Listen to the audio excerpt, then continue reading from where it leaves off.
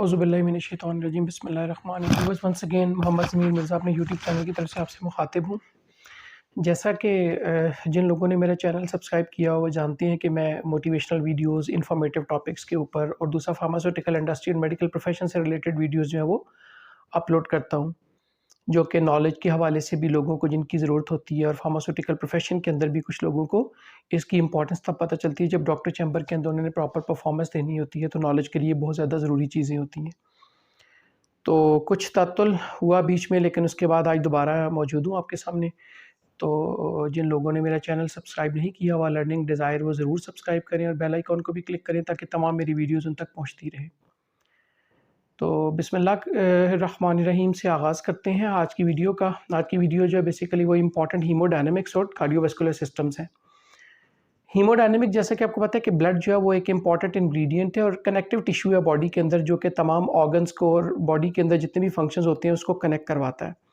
तो haemodynamics blood का जो एक्चुअली रोल होता है कार्डियोवैस्कुलर सिस्टम के हवाले से, जो कि बड़ा इंपॉर्टेंट है। जो भी कार्डियोवैस्कुलर मेडिसिन प्रमोट करते हैं या कार्डियोवैस्कुलर सिस्टम से रिलेटेड कोई भी जो है ना वो इंफॉर्मेशन जानना चाहते हो, तो वो तमाम इस वीडियोज़ के अंदर इंशाल्लाह मौजूद होंगी। तो हम आगाज़ करते हैं कि पहला जो सिस्टोलिक ब्लड प्रेशर है, तो डेफिनेशन अगर मैं देखूँ तो systolic blood pressure is actually the peak pressure in developed in the vessels, blood vessels, specially in the arteries during cardiac contraction. तो जब हार्ट कॉन्ट्रैक्ट करता है तो जो प्रेशर डेवलप होता है आर्टरीज के अंदर, उसको सिस्टोलिक ब्लड प्रेशर करते हैं।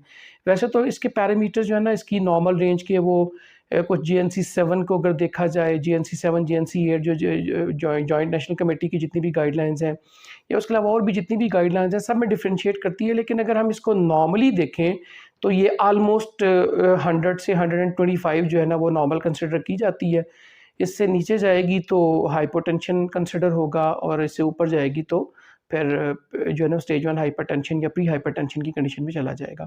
सेकेंडली डायस्टोलिक ब्लड प्रेशर है। डायस्टोलिक ब्लड प्रेशर जो minimum pressure excited in a blood vessel usually in artery during cardiac relaxation.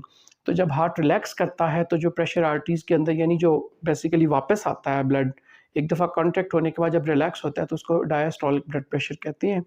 और इसकी भी जो नॉर्मल रेंज है वो डिफरेंट गाइडलाइंस के मुताबिक डिफरेंट है, लेकिन एक अगर कैलकुलेशन के हिसाब से देखें तो आलमोस्ट 75 टू 85 मिलीमीटर ऑफ मर्करी जो है it is considered as normal.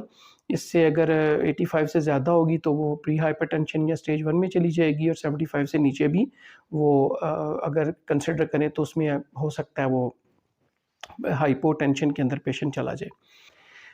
Third जो डेफिनेशन है दैट इज़ पाल्मोनरी आर्टरी प्रेशर। तो वैसे तो जिन्होंने कार्डियोवैस्कुलर सिस्टम और मेरी प्रीवियस वीडियो देखी है जो कि रास से रिलेटेड है, वो अगर आप देखें तो जो लंग्स के अंदर होती हैं ना, वो जो रिवर्स सिस्टम होता है। वैसे तो आर्टरीज जो होती हैं वो ब्लड पूरी बॉडी को हार्ट से लेकर जाती हैं, और वेन्स जो होती हैं वो डीऑक्सीजनेटेड ब्लड जो है वो बॉडी से हार्ट की तरफ लेकर आती हैं। लेकिन लंग्स के अंदर ये सिस्टम उल्टा है, यानी लंग्स के अंदर जो पल्मोनरी आर्टरी होती है ना, वो ऑक्सीजनेटेड वहाँ से ब्लड लेकर हार्ट के अंदर आती है, हार्ट से लेकर जाती है इसमें लंग्स के अंदर, और जो पल्मोनरी वेन है वो हार्ट की तरफ ब्लड लेकर जाती है। तो ये सिस्टम थोड़ा सा उल्टा होता है। तो इसमें वैल्यू देखिए नॉर्मल दी हुई है। सिस्टोलिक की जो होती है वो 17 टू 32 मिलीमीटर मर्करी के बराबर है, और डायस्टोलिक में 4 टू 13 मिलीमीटर ऑफ मर्करी होता है। इसे पल्मोनरी आर्टरी प्रेशर कहती है, यानी वो आर्टरी जो कि लंग्स के अंदर ब्लड को लेकर जाती है ऑक्सीजनेटेड बनाने के लिए, उसे पल्मोनरी आर्टरी कहते हैं। स्ट्रोक वॉल्यूम क्या होता है? Volume of blood ejected during a single beat. जब हार्ट एक दफ़ा बीट करता है उसको स्ट्रोक वॉल्यूम कहते हैं। ब्रॉडर रेंज में ये तकरीबन 50 टू 140 मिलीलीटर होता है, एज 50 टू 140 मिलीलीटर, लेकिन नॉर्मल वैल्यू जो है वो 60 टू 70 मिलीलीटर के करीब होती है स्ट्रोक वॉल्यूम जिसे कहते हैं। कार्डियक आउटपुट, ये एक फार्मूला भी है कार्डियक आउटपुट का। कार्डियक आउटपुट है कि volume of blood pumped into the vascular system, जो कि हार्ट जो है वो पूरे वेस्कुलर सिस्टम के अंदर जो ब्लड पंप करता है usually in systemic circulation in 1 minute. 1 minute के अंदर जितना ब्लड हार्ट जो है वो बॉडी के अंदर सर्कुलेट करवाता है उसे कार्डियक आउटपुट कहते हैं। और अगर इसको देखा जाए तो इसका जो फार्मूला है वो stroke volume multiplied by heart rate होता है। तो ड्यूरिंग नॉर्मल जो होता है ना रेस्ट टाइम में ये 5 लीटर पर मिनट होता है, और अगर हम नॉर्मल डेली एक्टिविटी कर रहे हैं तो 10 टू 15 लीटर पर मिनट होता है, और अगर कोई हैवी एक्टिविटी एक्सरसाइज वगैरह करें तो it can be more than 30 litre पर मिनट भी हो सकता है। कार्डियक इंडेक्स की अगर बात करें तो volume of blood flow to each square metre of body tissue in 1 minute, एक मिनट के अंदर बॉडी के हर टिश्यू के अंदर जितना ब्लड जो है वो फ्लो करता है उसे कार्डियक इंडेक्स कहते हैं। इसकी नॉर्मल वैल्यू 2.6 से 4.2 मिलीलीटर पर मिनट पर मीटर स्क्वायर होती है। एंड डायस्टोलिक वॉल्यूम जो है ये भी इंपॉर्टेंट है। एंड डायस्टोलिक वॉल्यूम जो है volume of blood present in the ventricle just before the contraction, heart के कॉन्ट्रैक्ट करने से पहले जितना वेंट्रिकल लास्ट चैम्बर है हार्ट का जहाँ से ब्लड पंप होकर पूरी बॉडी को जाता है, तो जिस उसके अंदर जो ब्लड मौजूद होता है कंट्रैक्शन से पहले जितना ब्लड मौजूद होता है उसे एंड डायस्टोलिक वॉल्यूम कहते हैं। जो जितना ब्लड उसके अंदर मौजूद है इसकी नॉर्मल वैल्यू 100 to 150 मिलीलीटर के करीब होती है। आर्थोस्टैटिक हाइपोटेंशन जी ये से कहते हैं profound fall in blood pressure on assuming the standing position. जब बंदा खड़ा होता है तो जो ब्लड की वैल्यू होती है, जो प्रेशर होता है वो फॉल कर जाता है, उसको ऑर्थोस्टैटिक हाइपोटेंशन कहते हैं। इसकी नॉर्मल वैल्यू जो है वो ऑलमोस्ट जो डायस्टोलिक ब्लड प्रेशर की होती है वो less than 30 millimetre of mercury होती है। उसके बाद है कार्डियक वॉल टेंशन।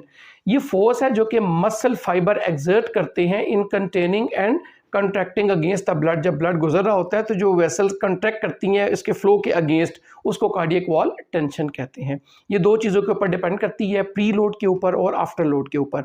अगर मैं प्री लोड की बात करूं तो ये प्री लोड जो होता है ventricular wall tension just prior to systole, systolic से पहले जो प्रेशर होता है उसको प्री लोड कहते हैं। It is pressure exerted by the blood against the ventricular wall just prior to contraction, contraction से पहले जो प्रेशर एक्सर्ट होता है हार्ट की वॉल के ऊपर उसको प्री लोड कहते हैं। और आफ्टर लोड जो है वो ventricular wall tension just after the start of systole, systole जब स्टार्ट हो जाता है तो उसके बाद जो प्रेशर होता है उसको आफ्टर लोड कहते हैं। तो उसके बाद है मायोकार्डियल कंट्रैक्टिलिटी। मायोकार्डियल कंट्रैक्टिलिटी जो है बेसिकली स्ट्रेंथ है या फोर्सफुलनेस है of contraction of the individual cardiac muscle fibre. जो कार्डियक मसल एक इंडिविजुअल जितनी जोर से कॉन्ट्रैक्ट करता है ताकि ब्लड को आगे पुश किया जा सके उसे मायोकार्डियल कंट्रैक्टिलिटी कहते हैं। और उसके बाद है पल्स प्रेशर। ये सिस्टोल और डायस्टोल के दरमियानी जो डिफरेंस होता है उसको पल्स प्रेशर कहते हैं। नॉर्मली ये 40 मिलीमीटर मर्करी होता है, इसीलिए अगर आप देखें तो 120/80 ये नॉर्मल ब्लड प्रेशर कंसिडर किया जाता है। दोनों का डिफरेंस 40 मिलीमीटर ऑफ मर्करी होता है। Oxidative stress, imbalance in the generation and removal of reactive oxygen species in tissue and cellular components causes damage to membrane, DNA और प्रोटीन। तो oxidative stress ये होती है कि जो रिएक्टिव ऑक्सीजन स्पीशीज़ होती हैं उनके अंदर टिश्यूज़ के अंदर उनको अगर प्रॉपर तरीके से ऑक्सीजन ना मिल रही हो तो जिसकी वजह से वो डैमेज होना शुरू हो जाते हैं, डीएनए भी डिस्टर्ब होता है और प्रोटीन्स और फाइबर्स भी मेम्ब्रेन डिस्टर्ब होती हैं, उसको ऑक्सीडेटिव स्ट्रेस कहते हैं। तो व्यूवर्स ये छोटी सी एक वीडियो थी जो कि इससे हार्ट के जितने भी कुछ नॉर्मल फंक्शंस हैं उनसे रिलेटेड है। वीडियो के अंदर साथ आप जैसा कि आपने देखा है कि तमाम कंपोनेंट्स जो है वो साथ मौजूद थे। इसको भी आप देख सकते हैं, इसको आप याद कर सकते हैं, ये आपके लिए इंशाल्लाह काम भी आएंगे। और मैं उम्मीद करता हूँ कि आज की वीडियो आपको पसंद आई होगी। तो काइंडली इसको आगे फॉरवर्ड भी कीजिए, लोगों को भी बताइए अगर आप समझते हैं कि ये इन्फॉर्मेटिव वीडियो है। तो इंशाल्लाह नेक्स्ट वीडियो के साथ आपसे मुलाकात होगी। तब तक